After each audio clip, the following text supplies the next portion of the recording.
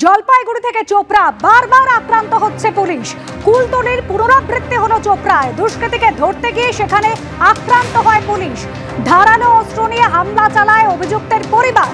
গুরুতর আহত 2 আধিকারিক সহ 5 জন পুলিশ কর্মী এবং এই ঘটনায় 3 জনকে গ্রেফতার করা হয়েছে, একজন মহিলাকে আটক করা হয়েছে।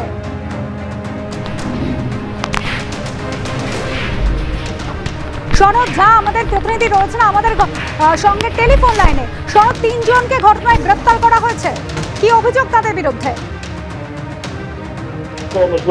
গতকাল মাঝরাতে চোপড়া থানার একদল পুলিশ দিল মোহাম্মদের বাড়িতে যায় রেড করতে, এবং দিল মোহাম্মদের বিরুদ্ধে অনেকগুলো অভিযোগ ছিল এবং রাতের বেলা বাড়িতে পাওয়া যাবে এই প্রত্যাশাতেই রেড করতে যাওয়া হয়েছিল। এবং রেড করার পরে কিন্তু তার পরিবারের লোকজন, আশপাশের লোকজন পুলিশের উপর কার্যত ঝাঁপিয়ে পড়ে এবং ধারালো অস্ত্র নিয়ে কোপাতে থাকে। সবচেয়ে বেশি আঘাতপ্রাপ্ত হয়েছে এই যে পুলিশের ড্রাইভার।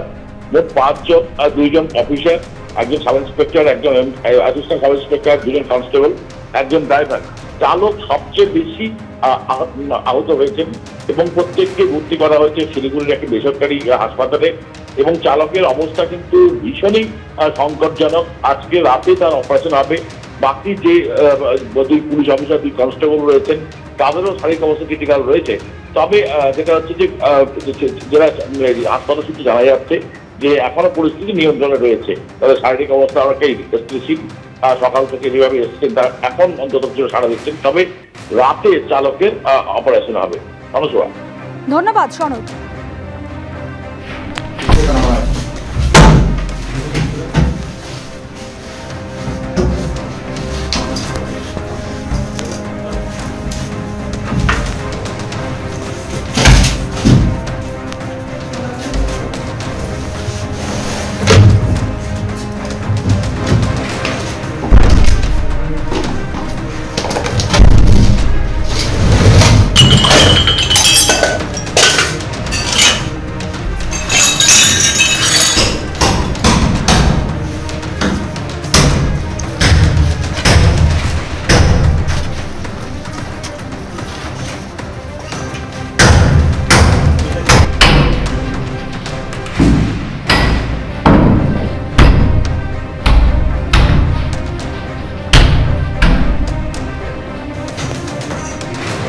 একেবারে পুলিশ যখন যায় সার্চ অপারেশন চালায় সেই সময়ের ছবি দেখছেন।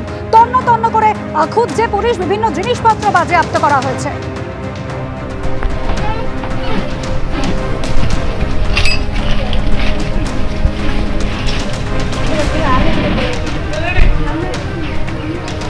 দাদা